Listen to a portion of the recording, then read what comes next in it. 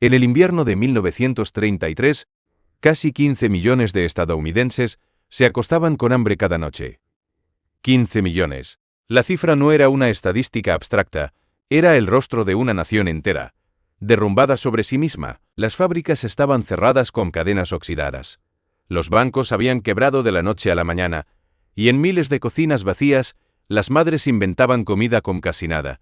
Hubo sándwiches hechos solo con ketchup, otros con azúcar, uno con el nombre del presidente, y uno tan brutal que aún hoy estremece, porque entre sus dos rebanadas no había nada. Hoy vamos a recorrer juntos 15 sándwiches reales que mantuvieron viva a una generación entera. Si te conmueve este tipo de memoria, suscríbete al canal y dale like ahora mismo, ayuda más de lo que crees, porque el sándwich número 15, el último, no llevaba ningún ingrediente, ni uno solo, y aún así, miles de niños lo cenaron cada noche durante 10 largos años. Su nombre lo dice todo. Número 1. El sándwich de mostaza. En los barrios obreros de Pittsburgh, cuando los hombres salían al amanecer hacia las acerías y los altos hornos, sus esposas preparaban el almuerzo con lo único que quedaba en la despensa. Una sola rebanada de pan blanco barato, una capa muy fina de mostaza amarilla, raspada del fondo del frasco, sin carne, sin queso, sin lechuga. La mostaza picaba lo justo para engañar al estómago vacío durante las 12 horas de turno. Aquellos hombres no se quejaban. Lo abrían a mediodía, sentados en las vigas de hierro al sol, y lo masticaban despacio, lo llamaban sin amargura, el almuerzo del trabajador honesto. Número 2. El sándwich de cebolla. En Detroit, cuando Ford y Chrysler despidieron a 200.000 trabajadores de un solo golpe, las familias húngaras y polacas del East Side recurrieron a una receta humilde traída del viejo continente. La receta era de aldea, 2 rebanadas de pan de centeno oscuro casero, una rodaja gruesa y blanca de cebolla cruda, sal y pimienta, y si esa semana había habido suerte, una sola gota de aceite vegetal. La cebolla cruda quemaba la lengua y sacaba lágrimas, pero según los abuelos húngaros, ese ardor te despertaba el corazón cuando ya no quedaba absolutamente nada en el mundo que pudiera despertarlo. Número 3. El sándwich de mayonesa. En el sur profundo, en los algodonales arruinados de Mississippi, Alabama y Georgia, cuando el precio del algodón se desplomó hasta 5 centavos, la libra, la mayonesa dejó de ser un condimento y se convirtió en una comida. Las familias granjeras, con las manos callosas de recoger algodón que ya nadie compraba, untaban una capa generosa, casi obscena de mayonesa casera, entre 2 rebanadas gruesas de pan blanco, recién horneado en el horno de leña. En muchas casas del sur profundo, ese sándwich blanco y simple sigue siendo todavía hoy un sabor sagrado de la infancia. Las abuelas de Alabama y Mississippi lo siguen preparando los domingos. Número 4. El sándwich de tomate. En las granjas del Medio Oeste, durante las 6 breves semanas de julio y agosto, cuando el huerto familiar daba sus únicos frutos del año, el almuerzo de toda la familia era casi siempre el mismo plato. Una sola rebanada de pan recién horneado, una rodaja muy gruesa de tomate maduro, una pizca generosa de sal y, si quedaba en la alacena, un toque de mayonesa casera. El tomate empapaba el pan en menos de 1 minuto. En Iowa y Nebraska, las abuelas de 90 años todavía lo llaman, con cierta tristeza, el sándwich del verano corto, porque sabían que esos 6 frutos perfectos no llegarían al invierno. Número 5. El sándwich de plátano. Pocos saben que durante los años 30, el plátano era una de las frutas más baratas que llegaban a los puertos del sureste de Estados Unidos. 3 centavos la docena en Nueva Orleans. En las cuencas mineras de Virginia Occidental y Kentucky, donde los hombres morían de silicosis a los 40 años, las madres aplastaban un plátano muy maduro con un tenedor sobre una rebanada de pan blanco. Era el único azúcar de la semana, era la única dulzura de toda la semana. Muchos de aquellos niños delgados, ya convertidos en ancianos de 90 años, todavía lo preparan los domingos por la mañana, en silencio recordando. Número 6. El sándwich de queso a la plancha. En 1933, los recetarios oficiales del gobierno de Roosevelt, distribuidos gratuitamente por la Gospel, en cada estado del país incluyeron una receta nueva con un nombre cargado de ironía: el sueño del queso. La receta era clara y casi militar. 2 rebanadas de pan blanco, una loncha gruesa de queso americano amarillo, un poco de mantequilla y una sartén de hierro fundido bien caliente sobre la leña. Hoy lo llamamos grilled cheese, y lo vendemos por $15 en restaurantes hipster de Brooklyn con pan artesanal y mostaza francesa. Pero su origen no fue gourmet. Su origen fue simple y crudamente el hambre de un país. Número 7. El sándwich de manteca. En las cuencas mineras profundas de Pensilvania, donde los hombres bajaban a las 5 de la mañana en jaulas de hierro y no veían el sol en 12 horas, hacía falta una comida calórica que aguantara una jornada bajo tierra. La receta no tenía secretos. Una capa muy gruesa de manteca, blanca de cerdo sobre una rebanada de pan negro, de centeno casero, sal gruesa, pimienta recién molida. Casi 900 calorías por sándwich, pura energía para sobrevivir. Las viudas de los mineros, las que se quedaron solas demasiado pronto cuando la mina se derrumbó, lo recordaban siempre con la misma frase: la manteca no era comida, la manteca era tiempo robado a la muerte.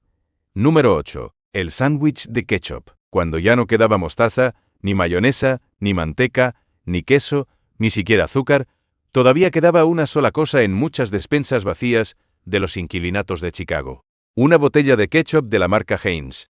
Las madres extendían con cuidado el ketchup espeso y rojo sobre 2 rebanadas de pan blanco, lo cerraban con las manos, lo envolvían en papel marrón y se lo daban a los hijos para que se lo llevaran al colegio. Y lo llamaban almuerzo. Cuando otro niño más afortunado les preguntaba en el patio del colegio qué llevaban dentro del sándwich, los niños pobres de Chicago casi siempre respondían lo mismo, con una pequeña mentira digna: carne, traigo carne hoy. Número 9. Mantequilla de cacahuete con pepinillos. Entre todas las combinaciones extrañas y desesperadas que dejó la Gran Depresión en Estados Unidos, hay una que sigue dividiendo a los estadounidenses casi 100 años después. La gente la ama o la odia. La receta era esta: mantequilla de cacahuete espesa en una rebanada de pan, pepinillos agridulces caseros cortados en finas rodajas en la otra rebanada, y se cierra. Suena horrible, suena imposible, pero quien lo prueba no lo olvida nunca jamás. Aún hoy, casi un siglo después, en pequeñas localidades rurales de Indiana, hay abuelas que lo siguen preparando en silencio para sus nietos, sin explicar nada, solo lo ponen en el plato, y dicen come. Número 10. El sándwich de frijoles. El humilde frijol fue sin discusión el alimento que salvó literalmente al sur de Estados Unidos durante la década entera de la Depresión. Una libra entera de frijoles secos costaba apenas 3 centavos en el mercado. Las sobras de los frijoles guisados de la noche anterior no se tiraban jamás. Se aplastaban con tenedor hasta hacer una pasta espesa, se mezclaban con cebolla picada y en los días más afortunados de la semana, con una cucharadita de melaza oscura. En Texas, en Luisiana, en Arkansas y Mississippi, los abuelos afroamericanos de 90 años todavía lo llaman, con respeto profundo, el sándwich que nos enterró y nos resucitó. La frase resume una década entera. Número 11. El sándwich de huevo frito. En aquellas pocas casas afortunadas, que aún tenían un pequeño corral de gallinas en el patio trasero, sobreviviendo a base de granos robados al maizal, el huevo dejó de ser comida y se convirtió en oro líquido. La preparación era casi un ritual. Un solo huevo, uno solo, no 2, frito en una pizca de manteca caliente, colocado entre 2 rebanadas de pan blanco, recién horneado y aplastado con la palma de la mano para que la yema empapara la miga. Era el plato sagrado de los domingos, el plato de los cumpleaños de los niños, el plato del día milagroso en que el padre conseguía trabajo después de meses de paro. Era la fiesta hecha sándwich. Número 12. El sándwich de azúcar. Cuando una madre desesperada no tenía absolutamente nada con que calmar el llanto de un hijo hambriento de 3 años, en mitad de la noche recurría a la receta más simple, más barata y más dolorosamente triste de toda la década. La receta: una rebanada de pan blanco, una capa fina, casi transparente de mantequilla, y encima una cucharada generosa, casi obscena, de azúcar blanca espolvoreada sobre el pan, como si fuera nieve recién caída en pleno mes de enero. El azúcar le decía al niño en su lenguaje secreto que aquello no era hambre sino fiesta, le decía que era un postre, una celebración, un regalo, aunque fuera, en realidad, la única comida del día entero. Número 13. El sándwich Hoover. Pocos presidentes en la historia de Estados Unidos han sido tan profundamente odiados como Herbert Hoover. Cuando estalló el crack de la bolsa de Wall Street, en octubre de 1929, llevaba apenas 7 meses en el cargo. La gente lo culpó de absolutamente todo. Los pueblos enteros de chabolas que crecieron en las afueras de cada ciudad americana, hechos con madera, cartón y latas oxidadas, se llamaron despectivamente Hoverbills. Los periódicos viejos con los que los desempleados se cubrían para dormir se llamaron mantas Hover. El sándwich Hover no era solo comida. Era un sándwich profundamente político. Un sándwich de protesta y de rabia silenciosa. Era el grito sin palabras de un país entero que pasaba hambre, mientras su presidente decía que la prosperidad estaba a la vuelta de la esquina. Número 14. El sándwich del vagabundo, conocido como Ovo Sándwich. Más de 2 millones de hombres adultos y 250.000 mujeres y niños pequeños recorrieron Estados Unidos saltando ilegalmente a vagones de carga, buscando trabajo donde fuera, comida donde la hubiera. Cuando llegaban a un pueblo nuevo después de días enteros sin comer, los hobos no llamaban jamás a las puertas de delante. Llamaban siempre con humildad absoluta a las puertas traseras, y nunca pedían dinero. Solo pedían con voz baja un sándwich.